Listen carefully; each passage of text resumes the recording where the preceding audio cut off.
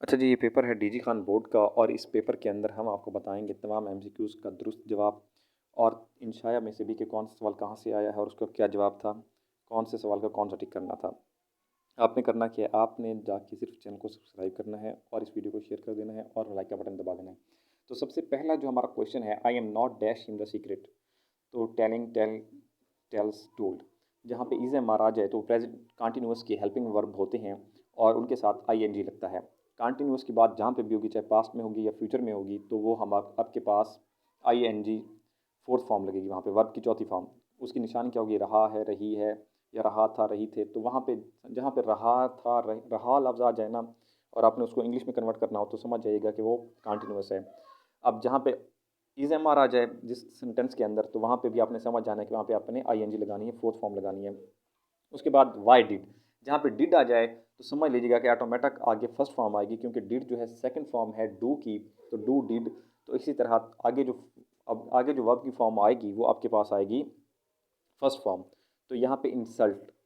अच्छा, the washerman had press the cloth before the customer came. अब आपने एक फ़िक्रा सुना होगा मशहूर के the patient had died before the doctor came. तो ये वही फ़िक्रा है, इसको बस थोड़ी सी स्टेटमेंट चेंज कर दी उसने यहाँ पे, डॉक्टर वॉशमैन और had press the clothes before the customer came. अच्छा, हैड प्लस थर्ड फॉर्म के साथ आगे जो सेंटेंस आता है वो आपके पास पास्ट इंडेफिनिट टेंस आता है। उसके बाद अगर हम मरूजियों की बात करें तो यहाँ पे आपके पास जो ऑप्शन में है, ब्रॉडकास्ट BROADCAST, और एग्जीक्यूशन होता है EXECUTION, consideration CONSIDERATIONS, PARTICIPANT। Omit का मतलब होता है एक्सक्लूड करना। एसेसिबल होता है जो रसाई, इनएसेसिबल जहाँ तक रसाई ना हो। रिवार्ड इनाम, और पनिशमेंट इसका उलट होता है। एट लार्ज का मतलब होता है फ्रीली, फ्रीली घूम सकें। सीक का मतलब होता है हासिल करना, और गेट का मतलब भी हासिल करना होता है। तो ओवरऑल एमसीक्यूज़ जहाँ तक थे जो हैं वो बहुत ही हलवा एमसीक्यूज़ हैं, कोई मुश्किल एमसीक्यूज़ नहीं है यहाँ पे। और नजमा वाशेज़ द क्लोथ, वाशेज़ आएगा वहाँ पे, क्योंकि नजमा उजले कपड़े धोती है, वो एक हकीकत बयान कर रहा है। और जहाँ पे कोई हकीकत बयान की जाए तो वहाँ पे प्रेजेंट इंडेफिनिट होता है और एस और यस का इजाफा होता है। तो ये एमसीक्यूज़ थे, इतने 14 एमसीक्यूज़ तो आपके बहुत ही हलवा एमसीक्यूज़ है, यहाँ तक तो बहुत ही आसान था। अब आगे जो एमसीक्यूज़ आ रहे हैं वो पता नहीं कैसे हैं, लेकिन यहाँ तक अगर आपको थोड़ी बहुत भी अंडरस्टैंडिंग थी ग्रामर की, तो आप जिसकी भी थोड़ी बहुत अंडरस्टैंडिंग थी उसके सही होंगे। द रेस्टेड एट सनसेट, तो ये एडवर्ब फ्रेज है जी। He lost his job because subordinating है जी। वही दिस प्रीफिक्स कहते हैं जो पहले आए, और पोस्ट कहते हैं बाद में आने वाले को। तो प्रीफिक्स, तो डिस पहले आया हुआ है तो ये प्रीफिक्स है। Before we can make a decision we need, अच्छा, we need to review all the pre records. तो ये खुद में ही इंडिपेंडेंट है, इसका मतलब वाजे हो रहा है, तो ये इंडिपेंडेंट क्लास है। इसके लिए कोई ये डिपेंडेंट नहीं है, ये इंडिपेंडेंट है, इसका मतलब खुद ही वाजे हो रहा है। अगर आप सिर्फ इस अंडरलाइन सेंटेंस को ही पढ़ लें तो इसका मतलब वाजे हो रहा है, क्लास को पढ़ लें। Keep the balls in the basket, basket concrete noun है। कंक्रीट नाउन वो होते हैं जैसे कि सीमेंट हो गई आपके पास, और आपके पास बास्केट। तो इस तरह की जो कंक्रीट चीज़ें होती हैं इन्हें हम कंक्रीट नाउन में शुमार करते हैं। यहाँ पे भी दो तीन उसने एमसीक्यूज डाले हैं, सबऑर्डिनेटिंग और ये एडवर्ब फ्रेज वगैरह वाला। यहाँ पे शायद किसी को मसला हुआ हो, वरना ये ओवरऑल पेपर आसान था। जिसकी भी ग्रामर की बेसिक अंडरस्टैंडिंग थी ना ग्रामर की, तो उसका पेपर मेरे ख्याल में उसके 19 एमसीक्यूज ना सही, इसमें से 15 से 18 नंबर तो वो आराम से ही ले सकता था, 15 से 16 नंबर। दो तीन शायद किसी को टफ लगे हों, वरना तो पेपर ओवरऑल बहुत ही ज़्यादा आसान था। इसके बाद अगर हम बात करें इंशाया की, तो इंशाया में जो है आपके पास जो शॉर्ट क्वेश्चन थे वो भी आसान थे, वो भी इतने मुश्किल नहीं थे, और बहुत ही आसान सवाल। अच्छा जी, अगर आप इस पेपर को देखें तो आपको अंदाज़ा होगा कि जो हमने आपको गेस्ट पेपर बताया था, तो वहाँ पे हमने पहले पहले आई एम नॉट टेलिंग, तो ये वाला फिक्रा मैंने पहले पहले ही दिया था, और ये पेपर पहले पहले ही इस कोड वाले पेपर के अंदर पहले पहले आया हुआ है। तो जो गैस आपको बताया गया था उसमें से तकरीबन पेपर उसी में से ही आया है। अगर आप मेरी वीडियो वो नहीं देखी तो आप लोग देख लीजिए, उसका लिंक डिस्क्रिप्शन मौजूद है, नहीं तो चैनल के ऊपर वो वीडियो मौजूद है इंग्लिश वाली, जहाँ पे इंग्लिश का गैस मैंने दिया है। तो पेपर ओवरऑल जो है वो मैंने बता दिया था। रेनी डे ऐसे भी मौजूद था वहाँ पे। तो अब पहला क्वेश्चन है, शॉर्ट क्वेश्चन है, why did the Quraysh think that the रसूल अल्लाह सल्लल्लाहु अलैहि वसल्लम वुड फेवर देम।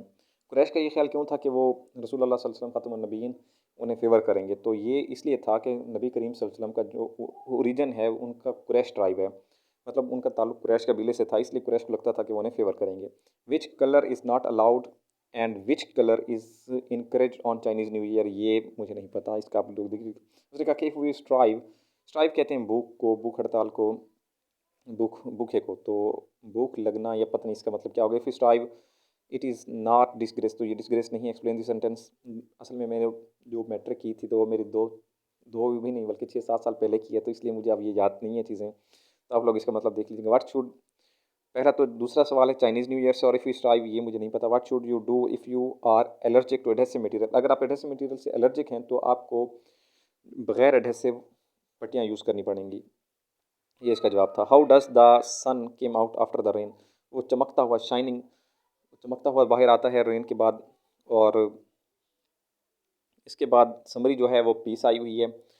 और इसके बाद जो आपके पास आ रेनी डे, हमने इसे आपको बताया था, आ रेनी डे ही आया हुआ है। इसके बाद he said I am unwell, direct indirect की अगर मैं बात करूँ तो he said I am unwell, he said to me you are not running very fast, he said will you leave listen to me, she said where do you live, she said to her father may you live long, he said hurrah we have won the match, she said to me tell the truth, they say we have done our duty।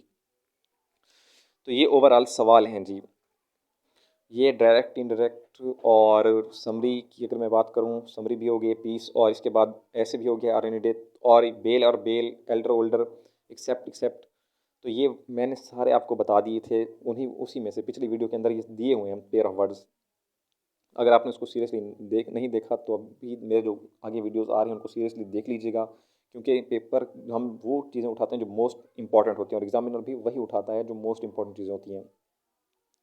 इसके बाद ये सर्दियों की एक रात थी, ये वाला पैराग्राफ आया हुआ है। बेल एक होता है गांठ को और एक बेल जमानत होती है। एल्डर ई वाला जो होता है वो बड़े के लिए, रिश्तेदार के लिए, और ओल्डर जो होता है वो उसके लिए होता है। तो ये सारे एमसीक्यूज थे जी, और ये पूरा पेपर था, और हमने कोशिश की है कि आपको तमाम चीज़ें जो हैं बिल्कुल अच्छे तरीके से समझा दी जाएँ। जैसे नजमा वाश द क्लॉथ्स, अब ये देखें, ये एमसीक्यूज मैंने आपको बता दिया है। प्रेजेंट डेफिनेट है, ओमिट का एक्सक्लूड होता है, और ये सारा द थर्ड डे डांड।